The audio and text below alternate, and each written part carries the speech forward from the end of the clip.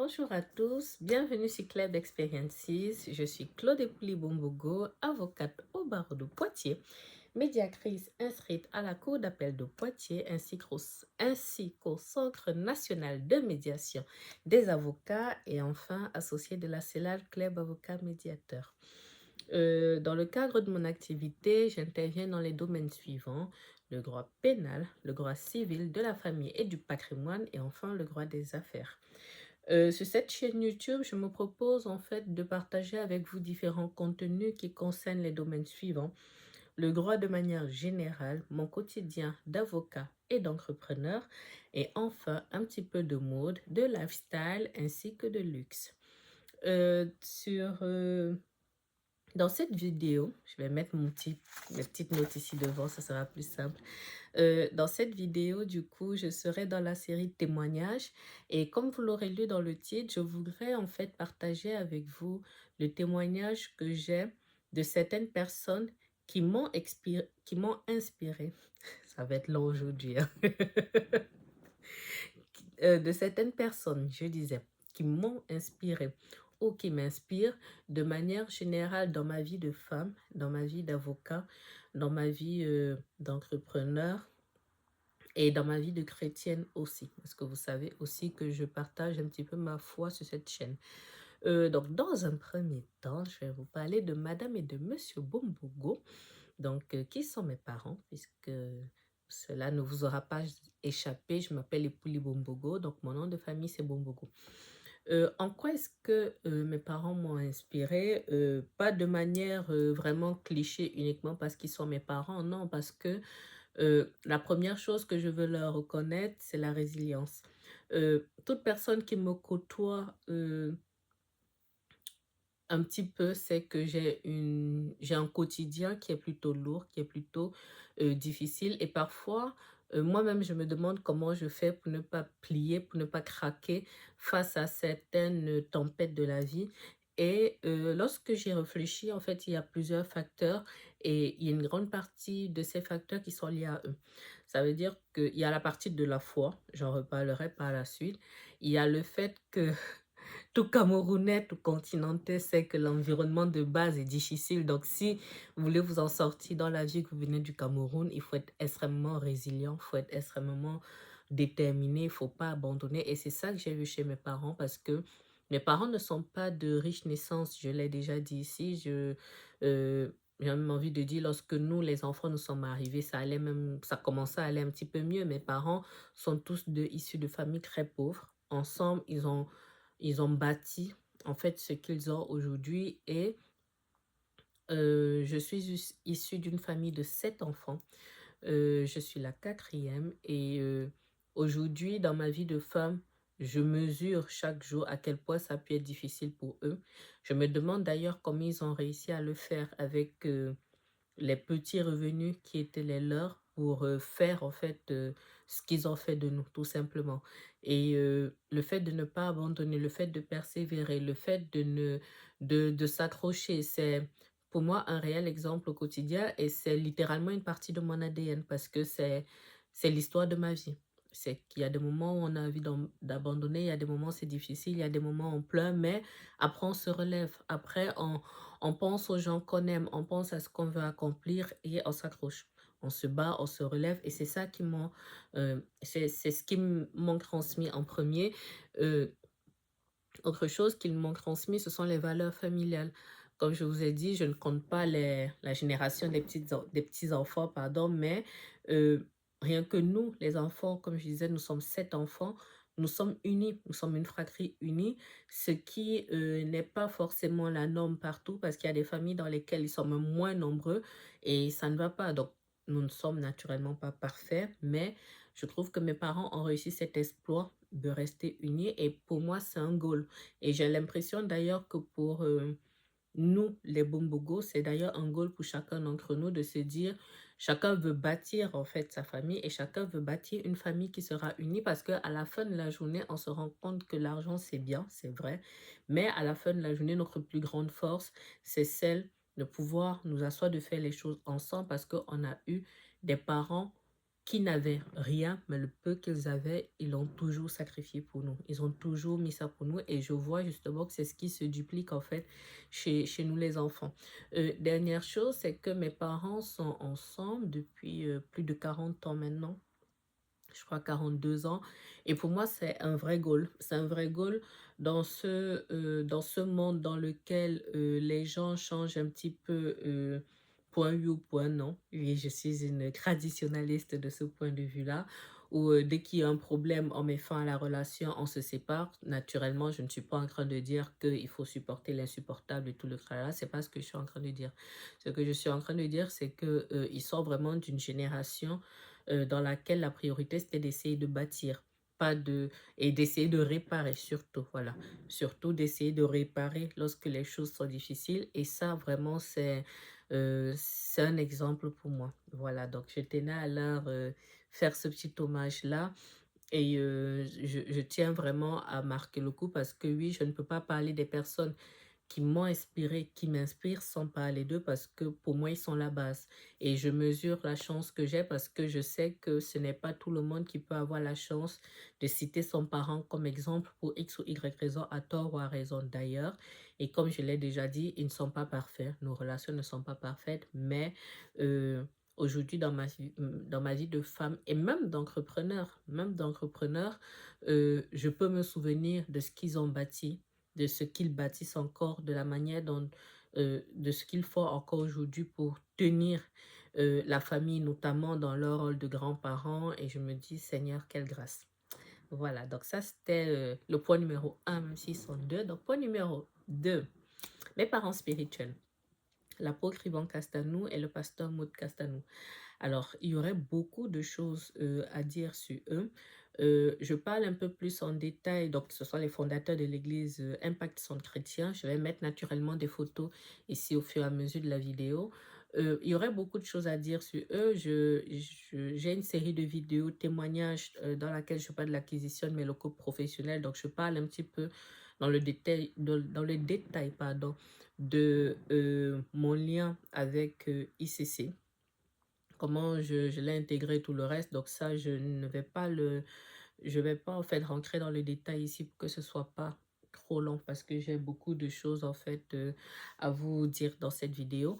Mais qu'est-ce que je retrouve en fait chez ce couple? Plusieurs éléments qui me servent en fait d'exemple.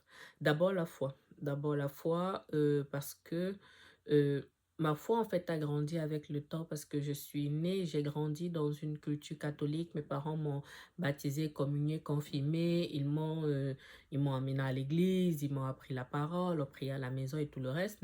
Et quand je suis partie du Cameroun à mes 17 ans, j'ai continué à aller à l'église, je faisais la chorale. J'ai toujours été dans la foi. Même quand je suis arrivée ici à Poitiers, j'ai intégré une chorale qui est le Chœur de l'Espérance en 2012. On faisait les animations et tout le reste. Donc, j'ai toujours été en fait pratiquante, même si je ne l'étais pas très fortement, mais j'étais quand même pratiquante. Et avec le temps, on va dire, j'ai passé en fait certains niveaux et j'ai grandi de moi-même par ma foi, au-delà en fait de ce qui m'avait été transmis par mes parents. Donc, ce qui fait en sorte qu'aujourd'hui, je suis protestante évangélique et du coup, je suis à Impact Centre Chrétien. Euh, le niveau de foi de ce couple me challenge tous les jours et me fortifie. Et c'est un goal pour moi de vivre un mariage basé sur Christ et un mariage qui tient aussi parce que ils ont fêté, je crois, l'année dernière, d'ailleurs, ou cette année, je sais plus, en tout cas, ils ont fêté leurs 25 ans de mariage et vous voyez que c'est dans la lignée, en fait, de ce que je disais pour mes parents biologiques. Donc, 25 années de mariage, je crois qu'ils ont 4 enfants. Euh, ils ont fondé ICC. Donc, ce qui m'inspire du coup chez eux, la foi, le mariage, la famille et l'aspect entrepreneurial qui est pour moi monstrueux parce que je pense, naturellement, je ne connais pas l'état de leur compte ici, donc je mets de gros guillemets, donc les usages habituels, mais je pense qu'ils sont quand même multimillionnaires en euros. Et pour moi, c'est un goal, c'est vraiment, ça fait partie de mes projets de vie d'être multimillionnaire et grâce à Dieu, je travaille dur pour ça. Et je trouve que c'est bien en fait d'être riche pour Dieu et c'est bien qu'il le soit. Et le dernier point encore qui m'a beaucoup challengé, on va dire ces dernières années, c'est forcément la cité royale. C'est vrai que, on va dire, on se répète un petit peu, mais pour ceux qui n'y sont pas encore allés, pour ceux qui peuvent y aller, allez-y. Allez-y, allez-y. C'est-à-dire, si vous voulez vraiment voir littéralement la manifestation de Dieu sur la terre, allez à la cité royale. C'est un truc. J'y suis déjà allée du coup, et je vais y retourner si le Seigneur me fait grâce dans quelques jours. Là, dans ce mois, je vais y retourner. Et rien que d'être dans cette cité, vous dites, non, si ça, c'est pas Dieu, et pour que Dieu fasse de grandes choses, cité, il doit passer par un canal, il doit passer par un tel canal. Je le mesure d'autant plus que si vous me suivez un petit peu sur cette chaîne, vous savez que je m'intéresse à la construction, à la rénovation. Et quand je vois ce que je souffre à mon niveau et que je vois comment le pasteur Maud a géré le projet, a piloté le projet de la Cité Royale, je me dis waouh, waouh, waouh, waouh. Donc voilà, je suis heureuse de les avoir pour modèle, pour mentor. Et voilà. Donc, on passe directement à personne numéro 3, Lady Sonia. Lady Sonia épouse Mabiala. Elle est une coach, coach en développement personnel. Pareil, je vous mets la photo ici. Je la suis depuis ses débuts en 2016. Et ce que j'ai aimé en fait chez cette femme, donc pareil, femme de foi, mariée, elle, depuis 30 ans, 6 enfants et entrepreneur. Entrepreneur de feu, mais surtout quelqu'un qui s'est resté debout dans la prière et qui s'est résisté aux tempêtes. Parce que, comme je vous disais, elle a commencé en tant que coach vraiment sur les réseaux sociaux à ma connaissance en 2016 et je la suivais déjà à ce moment. Ce qui me marque en fait, pardonnez-moi, ce qui me marque en fait, c'est qu'au moment où elle commençait littéralement dans les centres commerciaux. Donc, où elle se posait juste avec son téléphone, elle faisait ses petites vidéos et on l'a vu en fait se professionnaliser avec le temps. Et ça, c'est quelque chose qui me plaît chez Lady Sonia, c'est qu'elle se distingue des autres par sa capacité à exceller. J'aurais dû en parler aussi un petit peu avec l'apôtre Yvon Castamel, le pasteur Maud, mais ça aussi, c'est une chose qui me grave et d'ailleurs qui correspond aussi un petit peu à l'exigence, pardon, de mon travail et ce que j'essaie de mettre en fait dit dans mon quotidien, l'excellence. Donc, quand elle fait son contenu, même quand elle filme ses vidéos, vous sentez en fait qu'elle a un tel goût pour l'excellence qu'elle travaille les détails, elle travaille ses tenues, elle travaille le maquillage, elle travaille la lumière, elle travaille les postures, elle travaille le contenu de ce qu'elle dit. C'est-à-dire que vous voyez en fait elle a vraiment une vraie direction artistique, une vraie direction artistique. On va s'y gratter.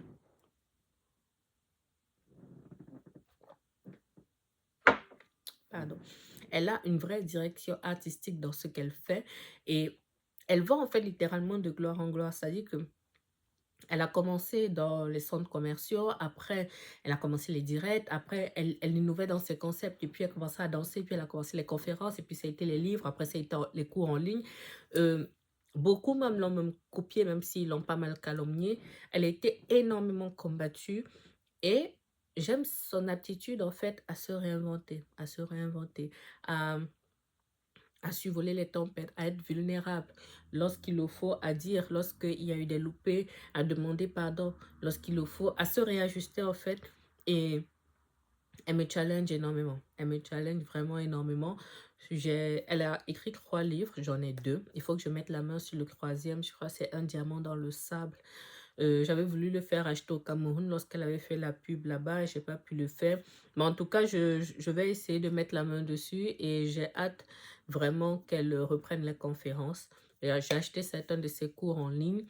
Voilà, donc j'ai hâte qu'elle reprenne les conférences parce que c'est très important pour moi de me frotter en fait aux personnes qui excellent et qui sont des femmes de foi de manière globale.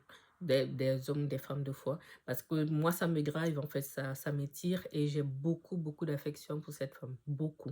Donc, je lui souhaite d'être là le plus longtemps possible et voilà, de continuer à nous motiver.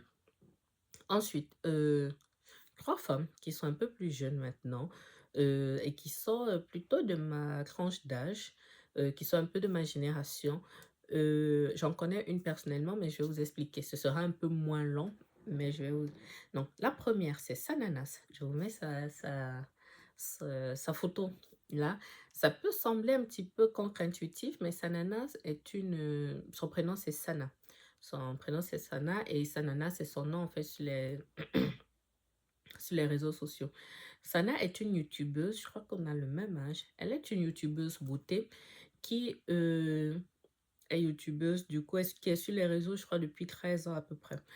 Je l'ai découverte il y a peut-être 5 ou 6 ans. Et voilà, je suivais en fait ses vidéos YouTube comme ça. Et ce que j'ai aimé en fait, sur cette femme, on va dire ça comme ça, c'est son excellence, sa constance et sa recherche de l'excellence. Parce que c'est vrai que dans les profils que je vous ai dressés jusqu'à présent, vous allez voir qu'en réalité, on n'a pas vraiment le même, j'ai pas forcément, objectivement des éléments qui pourraient me relier à elle. C'est-à-dire que on n'a pas la même origine, que ce soit camerounaise ou africaine, on n'a pas la même couleur de peau. Ça veut dire qu'on n'a pas forcément les mêmes problématiques, parce que je crois qu'elle est moitié maghrébine, moitié européenne. Je trouverai le détail, et je vous mettrai là. Donc ça veut dire qu'elle n'aura pas forcément dans son quotidien les problématiques que peuvent avoir les femmes noires, mais ce que j'aime chez elle, c'est qu'elle vient d'un milieu modeste. Naturellement, on n'a pas le même domaine de compétences parce qu'elle est dans la beauté et la mode, et dans la création de contenu depuis bien longtemps avant moi.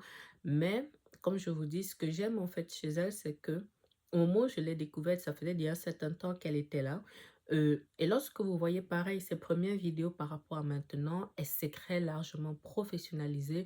Elle est en fait, elle fait les choses différemment. Même dans sa, comment dire, dans l'organisation de ses contenus, pareil, vous sentez qu'elle investit dans une direction artistique, vous sentez que c'est travaillé. C'est-à-dire qu'elle peut faire en fait elle peut faire en fait des contenus comme d'autres youtubeurs. Je vais vous prendre un exemple. Si on lance, par exemple, je sais pas moi, Rihanna sort ses nouveaux produits. Fenty Air, par exemple. Fenty Air Rihanna sort ses nouveaux produits pour les cheveux pour Fenty Air. Il y a plusieurs en fait créateurs de contenu qui vont être embauchés pour faire des trucs, des tests et tout le reste. Mais elle va toujours faire pardon, des extra miles. Vous voyez, donc elle va toujours en fait apporter un truc en plus. J'ai vu sa campagne, c'est quelle campagne? Pour Pandora, où elle a fait en fait, où elle a investi dans un studio, elle a fait comme des mini-films, des personnages. En fait, elle part toujours dans des trucs et on sent que c'est une bosseuse de fou malade. Ça aussi, c'est un point que je n'ai pas relevé.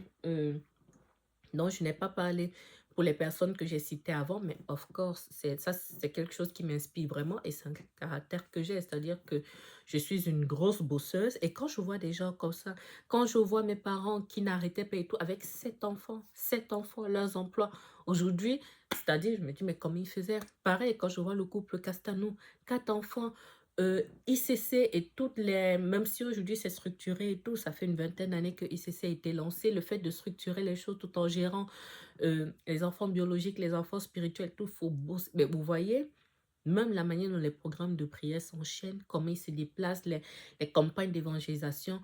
Mais parfois, vous avez envie de dormir, mais vous vous dites, mais ah, toi, tu dors pourquoi? Toi, tu dors pourquoi? Et ils sont debout, et ils sont plus âgés que toi. Toi, tu dors pourquoi? Vous voyez, donc c'est ça. Et pareil pour Lady Sonia. Pareil pour Lady Sonia. Comme je vous dis, la qualité de ce qu'elle fait, le côté méticuleux, ça, c'est forcément beaucoup, beaucoup, beaucoup de travail. Outre, naturellement, l'argent. Et c'est la même chose avec Sananat. Je ne la suis pas sur tous ces réseaux parce que je ne suis pas, par exemple, sur TikTok et tout, sinon je me disperse trop. Mais de ce que je vois, vous voyez ces chaînes YouTube, c'est même d'ailleurs chez elle que je me suis inspirée du fait de faire de longues chaînes YouTube, pas de longues chaînes YouTube, pardon, de longues vidéos sur YouTube parce que ça prend du temps, ça prend de la logistique puisque moi, je fais mes montages en fait toute seule et tout. Et encore, je n'ai pas la qualité de vidéo qu'elle a aujourd'hui, l'investissement dans les appareils et tout le reste. En fait, c'est beaucoup de travail, c'est beaucoup d'argent et c'est beaucoup d'énergie. Et elle le fait depuis des années et comme je vous dis, elle monte, elle monte, elle monte, elle monte.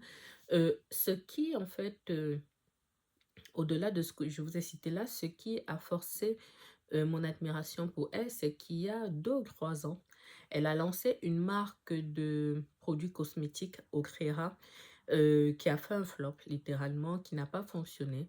Du moins qu'elle a arrêté rapidement. Elle a expliqué en fait qu'elle a été dépassée et tout le reste. J'avais acheté certains produits, même j'en ai même ici à côté. dans ma petite salle de bain ici au bureau. Je vous mettrai en fait une photo ou une image de l'un des produits. Donc moi, je trouvais les produits bons. Elle a été débordée et tout, ça peut arriver. Et ça rejoint d'ailleurs une vidéo que je vous ai faite ici sur l'échec, sur la puissance de l'échec. Et j'ai été marquée par par la manière qu'elle a eu d'affronter en fait cette tempête, de garder la tête haute. On voyait qu'elle était marquée malgré ça. Elle a tenu les critiques, les commérages et tout. Elle a tenu, elle s'est relevée, elle a avancé. Moi, je lui souhaite, honnêtement, je fais partie de ceux qui lui souhaitent de sortir une autre marque, que ce soit au Créera 2 ou autre chose, parce que je pense qu'elle a très largement de quoi apporter. Euh, Aux gens, elle a une expertise. En fait, on sent vraiment qu'elle se forme. Elle a une expertise. C'est par exemple aussi chez elle que j'ai pris, que j'ai copié l'habitude de raconter un petit peu l'histoire des marques. Ça veut dire que quand moi je vous fais par exemple la série de vidéos Une ville, un palais de justice, j'essaye un petit peu de me documenter sur l'histoire du palais parce que je trouve que ça apporte un truc en plus. Donc, en fait, elle fait, pardon, un contenu de qualité. Elle fait un contenu de qualité, que ça plaise ou pas, que les vues soient plus importantes ou pas. Elle aurait pu se dire, je fais de petites vidéos, peut-être de 10 minutes, de 15 minutes. Non, elle prend le temps, elle va expliquer les choses dans le détail. Même quand elle fait ses tutos maquillage, elle va rentrer dans le détail. Donc, en tout cas, je l'aime beaucoup. Elle s'est diversifiée aussi un petit peu. Maintenant, elle propose des contenus mode, du luxe aussi, forcément. Vous savez, ici, du moins, je l'ai assumé. Ici, le fait que j'aime le luxe. Donc, forcément, moi, ça me plaît. D'autant plus que, comme je dis, c'est quelqu'un qui est parti de rien et qui aujourd'hui peut s'offrir, j'ai envie de dire, la vie de ses rêves, qui peut s'offrir de belles choses. Mais comme je dis, c'est le fruit de son travail, ce n'est que justice. Et ça, j'aime ça, le fait de se dire, j'ai travaillé dur, je me fais plaisir, ce n'est pas un tabou, je l'assume. Et ça, c'est une manière de penser qui me plaît particulièrement. Donc, comme je disais, elle fait beaucoup de contenu mode maintenant. Et bon, tous les styles ne me conviennent pas, mais elle n'a pas à me convaincre, on va dire ça comme ça, mais je trouve ça bien. Donc, voilà pour Sananas. Alors, Morinaïté. Morinaïté de Nana Wax et Nana Home. Pareil, je crois qu'elle est mon aînée d'un an. C'est une femme, du coup, béninoise et togolaise et française aussi et qui vit en Côte d'Ivoire depuis X années, peut-être ivoirienne maintenant. Maureen Haïté, je la suis depuis quelques années maintenant, je dirais 4 à 5 années sur les réseaux sociaux. J'espère toujours réussir à tomber un jour à réussir à caler mon agenda pour l'une de ses ventes privées ou alors à tomber dans un pays où elle a ses magasins, même si dans l'absolu je peux commander sur Africrea. Je vous mène naturellement ses pages ici. C'est une femme exceptionnelle, vraiment une vraie agodier comme ils disent en fait au Bénin parce que une guerrière, vraiment une guerrière, je pense qu'il n'y a pas d'autre mot. Elle a un success story extraordinaire. Là, je pense que toutes les personnes que je vous ai citées jusqu'à présent, à part mes parents, doivent être très largement millionnaires en euros, hein, que ce soit les Castanou, que ce soit Lady Sonia, que ce soit Sana, que ce soit du coup Maureen Haïté. Mais c'est quelqu'un qui est parti de rien. Son histoire est sur les réseaux si vous voulez chercher. Quelqu'un qui est parti de rien, qui a bâti j'ai envie de dire, quasiment une multinationale aujourd'hui. Hein. Sa marque Nana Wax va partout, qui habille même les premières dames. Pareil, qui a misé sur la qualité, qui a investi, qui aujourd'hui fait Nana Home. Donc, elle construit des maisons, elle fait des locations à Airbnb. Je vous mettrai un maximum d'images là. Et ce que j'aime en fait chez elle, c'est sa résilience. C'est sa résilience, son aptitude à ne rien lâcher, son aptitude à rechercher l'excellence. Il y a eu une période durant laquelle elle était associée à beaucoup de bad buzz. Elle était associée à beaucoup de bad buzz et on sentait en fait qu'elle avait beaucoup de colère en elle, que elle était aussi pas mal attaquée. Hein. On va pas faire non plus comme si elle était folle pour réagir à X ou Y. Mais j'avoue que depuis un an à peu près, un peu plus d'un an, on sent qu'elle est beaucoup plus posée. Elle, bon, soit on lui a beaucoup parlé, soit l'âge a joué ou le Seigneur a apaisé son cœur, je ne saurais pas vous dire. Mais elle a changé et je trouve en fait que son aura est encore plus extraordinaire. C'est une femme pour laquelle j'ai beaucoup de respect et beaucoup d'admiration parce que bâtir Nana Wax de l'Afrique. Oh, non, elle a commencé, je crois qu'elle était ici, étudiante encore, boursière. Mais en tout cas, elle a bâti entre l'Afrique et l'Europe et grandement en Afrique. Mais faire un travail d'une telle qualité, avec une telle excellence en Afrique, avant même d'avoir la possibilité d'aller dans le par le monde et tout le reste, moi je trouve ça waouh. Waouh, waouh, waouh. Et pareil, je lui souhaite d'aller le plus loin possible. Et comme je dis, je m'inspire beaucoup aussi de sa rigueur. Vraiment de sa rigueur. Elle a souvent eu des conflits, parfois même avec des constructeurs, des peintres, de différents artisans et tout le reste. Mais quand vous voyez, parfois, comment elle reprend des choses sur les détails et tout pareil. Je m'intéresse au BTP, à la construction, donc ça me challenge parce que parfois il y a tellement de petits détails, vous avez envie de vous dire oh ça je laisse couler, ça je laisse couler, mais non, parce que c'est ça qui fait en fait la différence. Et pareil quand vous voyez en fait chez Nana Wax comment elle traite ses clients, vous voyez que le luxe en fait c'est l'ensemble en fait de petits détails qui vous distinguent des autres. J'ai d'ailleurs une vidéo à venir sur le luxe. Oui, oui, oui, je vous parle tellement de luxe, vous savez qu'une vidéo sur le luxe va arriver. Et c'est ce que le luxe m'apporte. Et c'est vraiment ça, en fait. C'est l'ensemble, en fait, des petites attentions, des petites choses qui sont mises en place, qui font en sorte que si vos moyens vous permettent, vous allez dépenser de l'argent dans une prestation. En fait, parce que vous réglez l'ensemble, vous ne réglez pas que la chose, mais vous réglez en fait la relation client, vous réglez l'attention, vous réglez la qualité, vous réglez en fait un ensemble. Et je pense que ça, elle a compris très rapidement, ce qui fait en sorte qu'aujourd'hui, elle se bonifie littéralement. C'est-à-dire qu'aujourd'hui, si elle était un hôtel, elle ne serait même pas un 5 étoiles. Elle est un palace, pardon. Nana Wax, c'est littéralement un palace.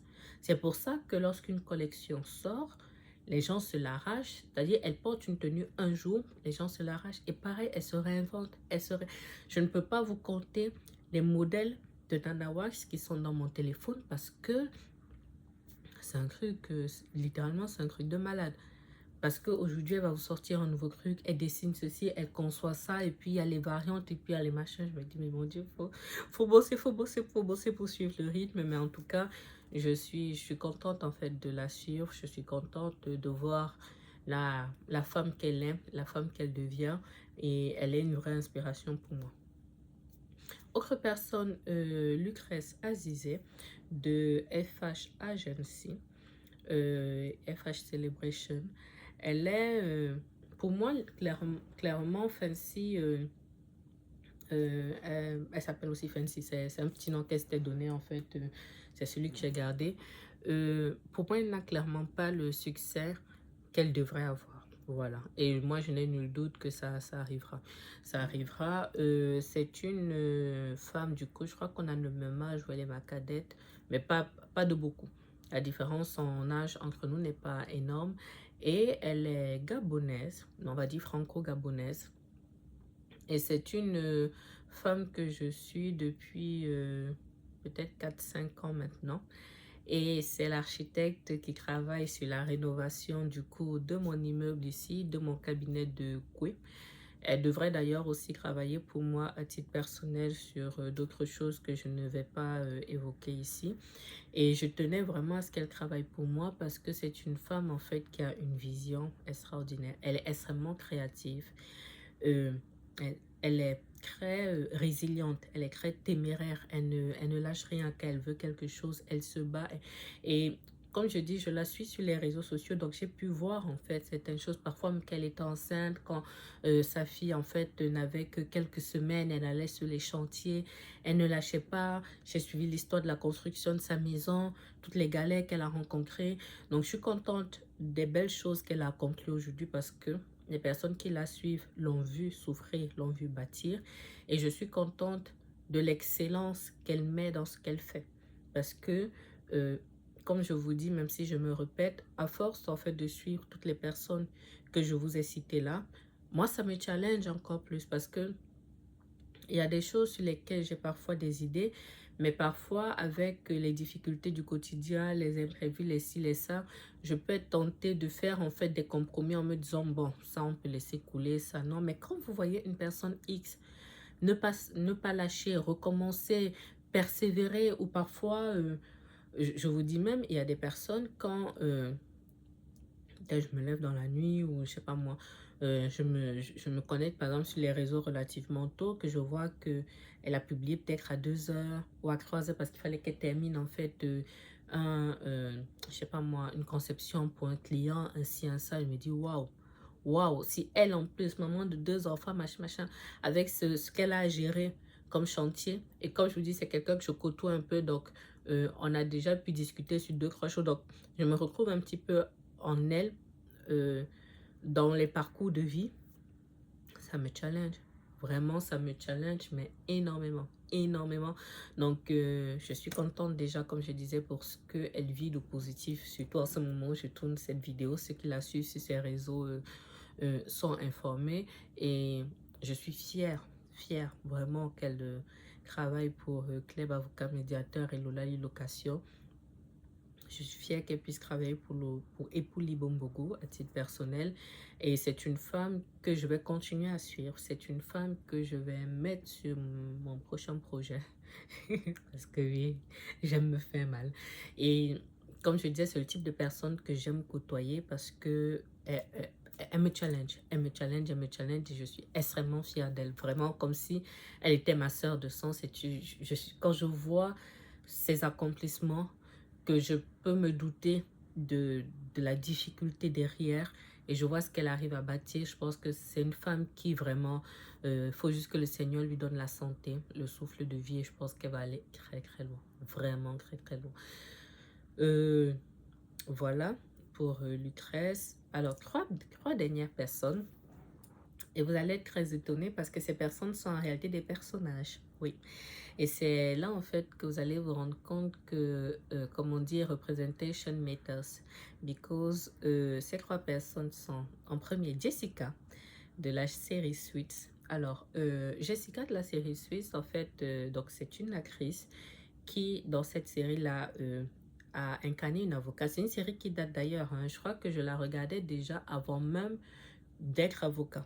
Avant même d'être avocat, je vais vous mettre là la date en fait de cette série. Et à ce moment-là où j'aspirais à être avocat, j'aspirais en fait à un certain nombre de choses. Je n'avais pas forcément beaucoup de référentiels, c'est-à-dire de femmes noires qui correspondaient à ce que je voulais accomplir, surtout à titre professionnel. Le fait de la voir, ça m'a challengé. Donc, c'était une avocate, c'était un immense cabinet d'avocats d'affaires, du coup, aux États-Unis. Donc, très élégante, très compétente, femme de pouvoir et tout. Mais j'aimais, en fait, voir Suite, rien que pour elle, quoi. Jusqu'à ce qu'elle parte de la série. Mais bon, après, il y a eu d'autres personnages qui m'ont... Mais euh, ça prouve, en fait, que vraiment la représentation compte. Le fait pour une femme noire, une jeune femme noire qui fait, je sais pas moi, les ménages comme je les faisais, de voir une femme avocate, même si c'est dans une série, ça permet de dire waouh, c'est possible et pourquoi pas moi? Pourquoi pas moi? Donc, comme je vous dis, je me retrouve dans le côté luxe, le côté avocat, le côté femme de pouvoir, le côté argent aussi, le côté argent, le côté excellence, le côté côtoyer, on va dire, les toits. Non, côtoyer la table des rois. Voilà, côtoyer la table des rois, ça c'est quelque chose qui me challengeait en fait énormément et qui a porté ses fruits aujourd'hui. Je ne suis pas encore au niveau du patrimoine qu'elle avait dans la série, mais je m'en rapproche et je continue à travailler pour ça. Deuxième personnage, Annalise Keating, la série How to Get Away with Murder. Pareil, je vous mets une image là. Excellente pénaliste, excellente pénaliste. Euh, Pareil, femme noire, femme qui excelle, femme avocate, femme pénaliste. Maintenant, naturellement, je ne vais pas copier le côté femme brisée parce que c'est une femme qui, dans son rôle, était vraiment extrêmement brisée. Mais ce qui est bien aussi, c'est que la personne qui m'inspire aussi derrière dans ce cas, c'est vraiment l'actrice qui est Viola Davis, qui est une femme qui a une carrière extraordinaire. Pareil, j'ai suivi en fait un jour un petit peu son histoire parce que euh, il y a des actrices en fait américaines comme ça qui, ça va être valable pour la prochaine dont je vais vous parler, qui en fait sont dans le milieu depuis un certain nombre d'années, qui sont moins payées que les actrices blanches par exemple, et qui sont naturellement et malheureusement moins payées que les hommes. mais qui ont persévéré, qui se sont accrochés, qui ont travaillé sur elles jusqu'à ce que des rôles beaucoup plus importants leur arrive en fait en termes d'opportunités et qui jusqu'à ce qu'elle puisse exploser. Vous voyez, donc elle avait le talent de base, elle n'était pas forcément reconnue, elle était dans un environnement difficile, mais, donc ça c'est Viola Davis hein, dans la vraie vie, mais elle n'a pas lâché, elle s'est accrochée, elle a grandi encore et encore, encore et encore jusqu'à ce qu'elle se retrouve dans des gros films, des grosses séries qui ont explosé et qui ont contribué en fait à faire d'elle la méga star qu'elle est aujourd'hui. Donc ici, en fait, les deux personnes m'inspirent et ça, c'est un point positif. Dernière personne et dernier personnage, du coup, Olivia Pope de la série Scandale. Je ne vais pas parler forcément de Shonda Rhimes derrière, puisque c'est elle qui a produit les séries Scandale et How to Get Away with Murder, y compris Grey's Anatomy. Je ne vais pas forcément parler d'elle parce que c'est différent. Elle m'inspire, mais c'est vraiment différent. Là, je vous parle vraiment des personnages que j'ai suivis en me disant, wow, je veux être ce type de femme.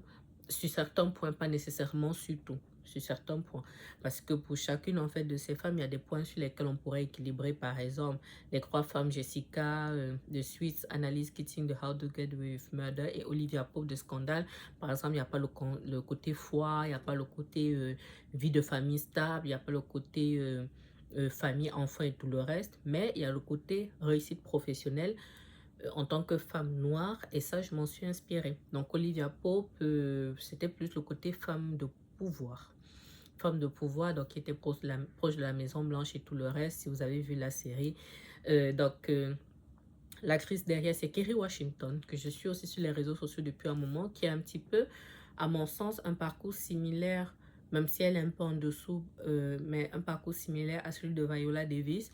Donc, des personnes qui avaient au départ des petits rôles qui sont dans le milieu depuis longtemps et qui ont explosé lorsqu'elles ont eu des rôles comme ça qui les ont encore plus révélés aux yeux du public et qui les ont rendus complètement indispensables, en fait, de telle sorte que aujourd'hui, c'est un gros blockbuster, ne se font pas sans elle.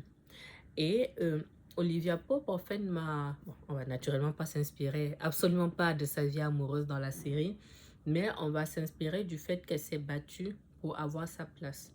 Dans la série, je crois, elle est conseillère, si je peux dire ça comme ça, conseillère du président ou chargée de relations publiques, un truc comme ça. Ce qui me parle beaucoup par rapport au personnage d'Olivia Pope, c'est vraiment la notion de pouvoir. Et ce que je vais dire un petit peu malheureux, mais je trouve que ça résonne très bien dans l'actualité actuelle. Petite tautologie, parce qu'au moment où je vous filme cette vidéo, il y a deux actualités en fait internationales qui me marquent. Trois actualités d'ailleurs internationales qui me marquent et dont je vais évoquer et que je vais évoquer ici et qui me confortent sur le fait que dans la vie, il faut, au-delà de l'aspect spirituel et tout le reste, dans la vie, il faut avoir du pouvoir. C'est-à-dire que le pouvoir politique, au-delà, comme je vous dis, au-delà de l'aspect spirituel, il faut avoir du pouvoir politique et il faut avoir du pouvoir économique.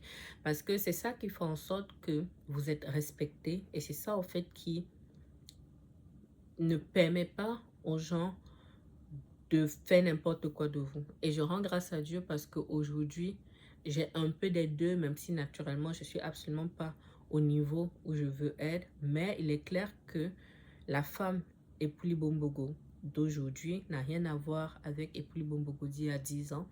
Et si le Seigneur fait grâce, n'aura rien à voir avec la femme Epuli Bombogo de dans 10 ans. Et le monde fonctionne comme ça. Donc, premier exemple, l'actualité au Congo. L'actualité au Congo, Kinshasa, avec la situation dans l'Est, avec le M23, avec la situation à Goma et tout le reste. Et quand je me dis, en fait, si le Congo était une grande nation telle que la Russie, par exemple, les gens n'allaient pas se permettre parce que le Congo pourrait se défendre. Si le Congo était plus structuré, si ils avaient déjà bien exploité leur matière première de telle sorte qu'aujourd'hui, ils avaient une vraie puissance de frappe, j'ai envie de dire. Il y a beaucoup de choses qui ne leur arriveraient pas. Aujourd'hui, voilà un pays qui est littéralement divisé, qui fait l'objet d'une balkanisation, mais aux yeux du monde, où le peuple congolais crie depuis 30 ans, voire même plus, et ils sont à peine entendus. Les gens détournent en fait la tête. Pourquoi? Parce que le, ils pèsent en fait moins. Ils ont une voix qui ne porte pas assez, pourtant ils sont nombreux. Vous voyez? Ça, c'est l'exemple 1. Exemple 2, euh, exemple de la Palestine. Exemple de la Palestine, pourquoi? Parce que sans me prononcer sur, j'ai envie de dire, sur la genèse du conflit Israël-Palestine que je ne maîtrise pas et qui, à mon sens, est trop sensible pour être développé en 2-3 minutes. Ce qui me marque en fait, c'est par exemple le fait que le président américain ait dit dans une interview il y a quelques jours que pour lui, en gros, hein, je paraphrase, que les États-Unis pourraient occuper la bande de Gaza et que ça deviendrait en fait, c'était quoi, un peu comme la Côte d'Azur de voilà du Moyen-Orient. Je vous retrouverai le thème exact. Et ça m'a beaucoup choquée parce que je me suis dit, euh, des gens meurent littéralement et surtout des enfants. Au-delà de ce qui s'est passé ces 75 dernières années, là, depuis qu'il y a eu les attaques du 7 octobre 2023, je pense, contre Israël, les Palestiniens meurent, mais à l'appel, à l'appel, à l'appel, à l'appel. C'est-à-dire que, surtout, comme je dis, les enfants. Donc, il y a des voix qui s'élèvent, mais Israël a aujourd'hui tellement assis en fait son pouvoir, son autorité, qu'en fait, même quand certains veulent leur dire d'arrêter, mais c'est genre, c'est littéralement comme si on chuchotait. Je pense qu'aujourd'hui, il y a un cessez-le-feu qui est en vigueur, le Hamas, il y a les échanges d'otages et tout le reste, mais comme je dis, quand, si la Palestine aujourd'hui avait plus de pouvoir, plus de moyens avec ses alliés pour se défendre, ça ferait un équilibre des pouvoirs. Après, ils se parlent, ils règlent leurs problèmes et tout. Comme je dis, je ne rentre pas dans le détail.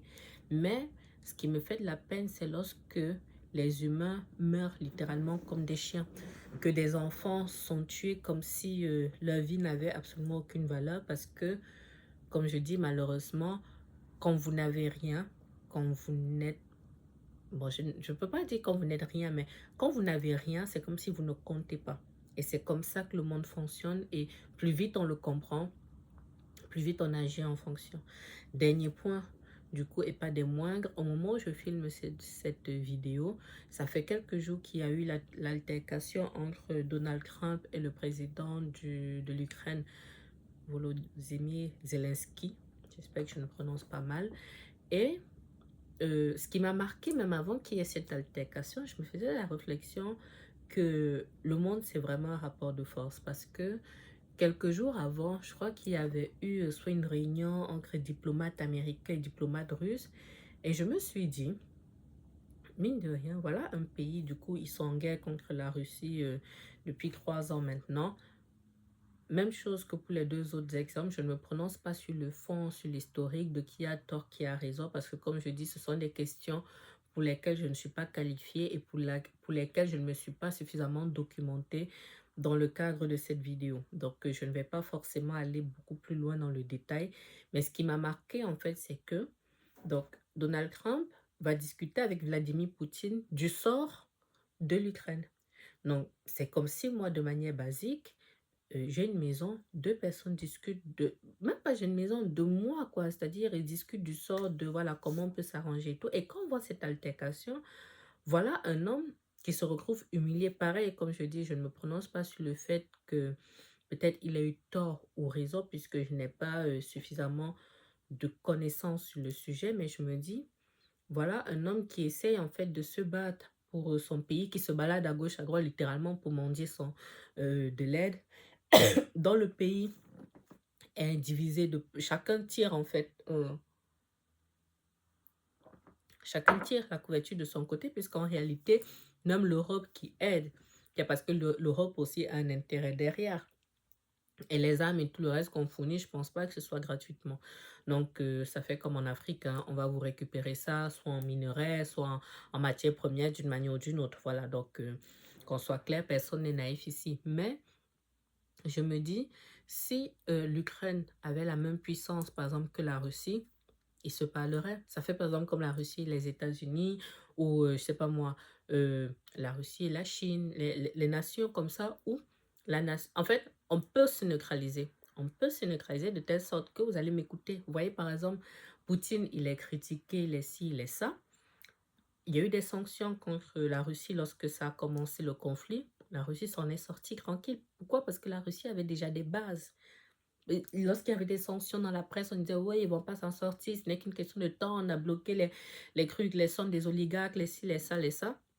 Mais les voici 3 ans plus tôt, 3 ans plus tard, pardon, qui sont littéralement en train de gagner cette guerre parce que si les États-Unis ne soutiennent plus l'Ukraine, c'est fini. Déjà que même avec le soutien des États-Unis, des analyses qu'on pouvait entendre, j'avais suivi une analyse de, je crois, que c'est Patrick Mbeko sur la chaîne Investir au pays. Je vous mettrai une capture d'écran là qui disait en fait que la Russie avait déjà gagné cette guerre, qui expliquait en fait, c'était très intéressant, les rapports de force et tout le reste. Donc là, en plus, si la Russie retire son soutien à l'Ukraine, mais c'est-à-dire, ça va être la débandade. D'autant plus que le président Zelensky se déplace aux États-Unis pour signer un accord sur les minerais ukrainiens. Donc, en gros, il allait donner les minerais ukrainiens en échange de la protection des États-Unis. Et on lui a manqué de respect comme du n'importe quoi. Et même s'il a fait l'ego là, quand on suit un petit peu comment même les Ukrainiens réagissent sur place et tout, il est obligé de s'écraser. Il est obligé de s'écraser et on en revient au même. C'est-à-dire que plus, ça ne veut pas dire en fait que quand on a du pouvoir économique et politique, on est intouchable et tout le reste. C'est pas ce que je suis en train de dire. Mais force est de constater que quand on a un minimum, que ce soit à plus petite échelle ou à l'échelle d'un État, quand on a un minimum, il y a des choses en fait qui ne nous arrivent pas. Et c'est ça en fait qui m'a été inspiré par surtout Olivia Pope, mais j'ai envie de vous dire, même les 3 derniers personnages que je vous ai cités là, donc Jessica de Suisse, Annalise Keating et Olivia Pope, c'est que quand vous avez un certain nombre de choses, déjà, même vos adversaires ne sont pas les mêmes, donc il y a déjà un cri de base, et comme je vous dis, c'est pas facile de vous traîner dans la boue. Et je suis encore mieux placée, on va dire, pour le comprendre, parce que comme je vous dis, quand j'étais moi étudiante, le principal emploi étudiant que j'ai eu, je vais m'arrêter là, j'ai beaucoup parlé. Le principal emploi étudiant que j'ai eu, c'est un emploi de femme de ménage que j'assume parfaitement, que j'ai arrêté la veille de ma prestation de serment, soit le 20 décembre 2017. Et je me souviens que j'étais femme de ménage à l'hôtel Novotel, Cité des Congrès à Nantes, au moment où l'affaire du Sofitel avec un grand homme politicien français a éclaté, et aux États-Unis du coup. Et je travaille du coup dans cet hôtel-là qui est un 4 étoiles et je voyais le regard des gens. Et ça, c'est quelque chose qui m'avait beaucoup, beaucoup marqué. Pourtant, ça date, hein, je crois que c'était 2011. Euh, ça date, mais je me souviens toujours du regard que les gens avaient sur moi en tant que femme de ménage, encore plus à ce moment-là où l'actualité, justement, c'était cette femme de ménage noire qui le faisait tomber. Je sais que ça m'a beaucoup, beaucoup marqué le regard que les gens avaient sur moi à la suite de ça, en mode de celle-ci, un peu comme littéralement un sous-homme, en fait, qui va nous causer des soucis et tout le reste. Ce n'est pas le même regard que les gens ont sur moi aujourd'hui en tant qu'avocat. Malheureusement, c'est-à-dire qu'au-delà des signes extérieurs de richesse, le simple fait d'être maigre, pourtant, si vous suivez mes autres vidéos, vous savez que ce n'est pas ce qui m'a gravé pour être avocat. Ce n'est d'ailleurs pas ce que j'apprécie le plus dans le fait d'être avocat, mais la réalité, c'est que d'avoir le statut de maître fait en sorte que vous êtes à l'abri de certaines choses, ou même quand les gens veulent vous manquer de respect, c'est pas pareil. C'est pas pareil, la marche n'est pas la même. Donc voilà, cette vidéo aurait été un petit peu longue, mais dans tous les cas, cette chaîne, ce n'est pas une chaîne de divertissement pur. Je m'attache à fournir un contenu de qualité. Je m'attache à prôner l'excellence dans tout ce que je fais. Donc voilà, j'espère que ça vous aura plu. N'hésitez pas à vous abonner en cliquant sur le petit bouton subscribe quelque part en bas là. Si je peux, je vous le mettrai. N'hésitez pas à partager cette vidéo autour de vous, ça vous plaît. À vous lire dans les commentaires mais toujours dans le respect. Sinon, c'est un blocage. Et en attendant une prochaine vidéo, moi, je vous dis à bientôt sur Club Experiences. Ça se voit que je suis fatiguée. On la refait. Merci pour tout. À bientôt sur Club Experiences. Au revoir.